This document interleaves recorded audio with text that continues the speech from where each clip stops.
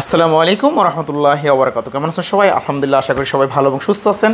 চলে আসলাম সাইদুর রহমান এভারসিস লিমিটেডের পক্ষ থেকে আপনাদের মধ্যে আজকে একটা সুসংবাদ নিয়ে। সেটা হলো আমাদের বেলারুশের মিনিস্ট্রি অ্যাপ্রুভাল। আরও 10 জন ক্লায়েন্টের আলহামদুলিল্লাহ আমাদের কাছে যারা বেলারুশের জন্য ফাইল জমা দিচ্ছে, আরও 10 জন ক্লায়েন্টের আলহামদুলিল্লাহ মিনিস্ট্রি অ্যাপ্রুভাল আমরা পেয়ে গেছি। সেই কাঙ্ক্ষিত যে 10 জন ক্লায়েন্টের আজকে মিনিস্ট্রি অ্যাপ্রুভাল পেয়ে গেছি।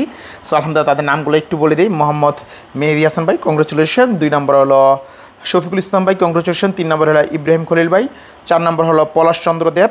5 নম্বর হলো এমডি আলহাজ আলী। 6 নম্বর হলো ফরিদ শেখ। 7 নম্বর হলো জাকির হোসেন। 8 নম্বর হলো কামাল হোসেন। 9 নম্বর হলো জলিল সরকার। 10 নম্বর হলো নাসির উদ্দিন। কংগ্রেচুলেশন আপনারা 10 জনকে, যাদের আমার আলহামদুলিল্লাহ আমাদের অ্যাপ্রুভাল এবং সমস্ত ডকুমেন্টস আপনাদের চলে আসছে। আল্লাহ বাসাইলে আপনারা এখন মেডিকেল কমপ্লিট করবেন, তারপরে আল্লাহ বাসাইলে ঈদের পরে আপনাদের গন্তব্যস্থলে আপনারা ফ্লাইট করবেন। সো ইনশাল্লাহ আপনাদের সমস্ত ডকুমেন্টস আমি আপনাদের হোয়াটসঅ্যাপে দিয়ে দিয়েছি। ইনশাল্লাহ আমি চাই যে আল্লাহ বাসাইলে আমাদের যাত্রীরা, এটা খুবই অল্প সময়ের মধ্যে আল্লাহ বাসাইলে অ্যাপ্রুভাল হয়েছে আমাদের। সো আমি বলছি যে বেলারুশে যদি ইউরোপে যদি কেউ দ্রুত সময় যেতে চান, তার মধ্যে অন্যতম একটা সুযোগ আছে বেলারুশ ওয়ার্ক পারমিট ভিসায় যদি আপনারা যেতে চান। আমাদের সর্বমোট সময় নিচ্ছে 2 মাস। 2 মাসের ভিতরে আপনার ফ্লাইট কমপ্লিট হয়ে যাবে বেলারুশে ওয়ার্ক পারমিট ভিসায়। তাই আপনারা আর দেরি না করে যদি ইউরোপের স্বপ্ন পূরণ করতে চান, এখন সুযোগ যাওয়ার। কারণ ইউরোপের যে কোনো দেশের শুরুর দিকটা খুব ভালো হয়। এখন বর্তমানে বেলারুশের ওয়ার্ক পারমিট ভিসায় অনেক ভালো একটা সুবর্ণ সুযোগ যাচ্ছে। বেলারুশে ইন টোটাল তাহলে 1,20,000 ওয়ার্কার নিবে বিভিন্ন সেক্টরে, কনস্ট্রাকশন, ফ্যাক্টরি, গার্মেন্টস, বিভিন্ন সেক্টরে তারা লোক নিয়ে থাকবে। তাই আপনারা আর দেরি না করে যদি ইউরোপের স্বপ্ন পূরণ করতে চান, দ্রুত বেলারুশে যেতে পারেন। 2 নম্বর আমরা রোমানিয়া নিয়ে আপডেট দিই। রোমানিয়া যারা আমাদের কাছ থেকে অ্যাপয়েন্টমেন্ট পাইছেন, এম্বাসি অ্যাপয়েন্টমেন্ট পাইছেন, আলহামদুলিল্লাহ আমরা এখন পর্যন্ত রোমানিয়ার ইন্ডিয়ার ভিসা, ডাবল এন্ট্রি ভিসা 6 জনের পেয়ে গেছি। খুব শীঘ্র হয়তো আরও 2-3 জনের ভিসা পামু। 11 তারিখ থেকে আমাদের অ্যাপয়েন্টমেন্ট, আপনাদের ডকুমেন্টস আমরা সব বুঝিয়ে দিছি। ইনশাল্লাহ আপনাদের গন্তব্যস্থলে আপনারা সুন্দরভাবে মিনিমাম 3 থেকে 4 দিন আগে ইন্ডিয়া চলে যাবেন। এম্বাসি বই জমা দেওয়া 3 থেকে 4 দিন আগে যাবেন। যে এসে আপনার আমজাদ ভাই আছে, যিনি আপনাদেরকে সহযোগিতা করে, আমজাদ ভাইয়ের কাছে দিবেন। আমজাদ ভাই ফাইলটা সুন্দর করে গুছাই দিয়ে আপনার এম্বাসিতে বই জমা করাই দিবে ইনশাল্লাহ। আমি আশা করি বুঝতে পারছেন। সো যারা ইউরোপের স্বপ্নবাজ মানুষ আছেন, ইউরোপে দেখেন স্বপ্ন। এছাড়া 2 নম্বর আমাদের গ্রিস সাইপ্রে আছে। আমরা 3 নম্বর গ্রিস সাইপ্রে আছেন, আমাদের কাজের একটা ভ্যাকেন্সি আসতেছে। আমরা এটা আজকে না, আগামীকালকে হয়তো আমি পুরোপুরি কন্ট্রাক্টটা কমপ্লিট হলে এটাও খুব অল্প সময় 2 থেকে 3 মাসের ভিতরে ফ্লাইট করতে পারবেন। গ্রিস সাইপ্রে আছে। সো বেলারুশে নিয়ে আপনারা অনেকেই প্রশ্ন করতেছেন যে বস আমরা কি এটা স্টিকার ভিসা পাবো না ই ভিসা দিয়ে আমাদেরকে অ্যাপ্রুভাল দিয়ে ফ্লাইট দিবেন? আমি সম্পূর্ণ স্টিকার ভিসা করে ফ্লাইট দিচ্ছি। আমি কোনো ই ভিসা বা অ্যাপ্রুভাল দিয়ে, আমি চাইলে অ্যাপ্রুভাল দিয়ে ফ্লাইট দিতে পারি, কিন্তু এটা রিস্ক থাকে যদি অনেক সময় বেলারুশ ইমিগ্রেশন থেকে রিটার্ন ব্যাক পাঠিয়ে দিতে পারে। এর জন্য আমি সম্পূর্ণ স্টিকার কমপ্লিট করে বাংলাদেশ থেকে অ্যাপ্রুভাল আসার পরে আপনি চলে যাবেন, বেলারুশ থেকে অ্যাপ্রুভাল পাওয়ার পরে আপনি চলে যাবেন পাসপোর্ট নিয়ে পাকিস্তানে চলে যাবেন। যেহেতু ইন্ডিয়ার ভিসা জটিলতা বেশি, পাকিস্তান চলে যাবেন। পাকিস্তানে বই জমা দিবেন, 15 দিনের ভিতরে ভিসার স্ট্যাম্পিং কমপ্লিট, তারপর আপনি পাকিস্তানে ফ্লাইট করে চলে যেতে পারেন। আর যদি মনে করেন যে না বাংলাদেশে আবার ব্যাক আসবেন, বাংলাদেশে আসতে পারেন, এসে ম্যাম্পর করে আপনি যেতে পারেন, কোনো অসুবিধা নেই। সো আমি আশা করি বিষয়গুলো বুঝতে পারছি ইনশাল্লাহ। রাশিয়া আমাদের কাছে যারা ফাইল জমা দিচ্ছেন, আমাদের রাশিয়ার কাজগুলো আল্লাহ আসলে খুব শীঘ্র আপনাদের এম্বাসি ডেটগুলো পেয়ে যাবো। চাইলে আল্লাহ আসলে এম্বাসিতে দিয়ে দিব। আসলে অনেক সময় কাজগুলো করতে চাইলে একটু সময় এদিক সেদিক হতে পারে, একটু আকপিস হই। যেমন আমি বেলারুশে যাদেরকে বলছি যে 15 দিনের ভিতরে আমাদের ডকুমেন্টস আসবো, মাত্র 5 দিনের ভিতরে ডকুমেন্ট চলে আসছে। দেখেন আমি বলছি 15 দিন, কিন্তু সেটা 5 দিনে চলে আসছে। আমি অনেক সময় বলছি না যে ইউরোপের কাজ করতে গেলে হয়তো আপনার কাজটা আগে হয়ে যাবে, আর নয়তো একটু পরে হবে। তো এই বিষয়টাই আপনাদের মাথায় রাখতে হবে।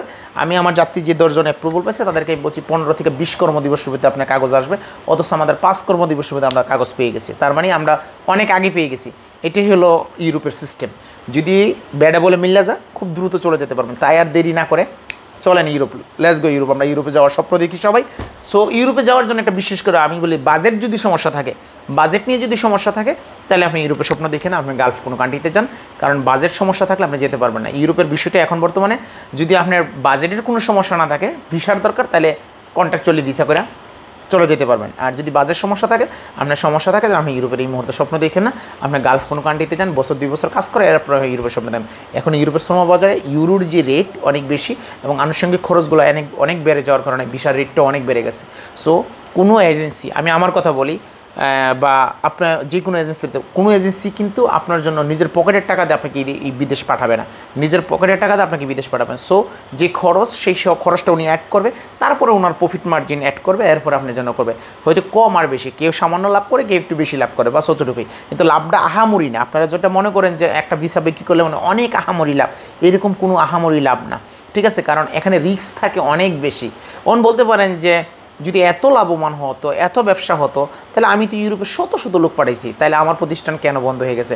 আমার প্রতিষ্ঠানে কেন এত সমস্যা হয়েছে? কারণ যা লাভ করা হয় তার 10 গুণ রিস্ক বেশি থাকে, 10 গুণ রিস্কটা থাকে। যদি কোনো কারণে বিচার না হয়, কোনো কারণে স্লিপ কাটে, তাহলে কিন্তু কাস্টমারের লস, এজেন্সিও শেষ।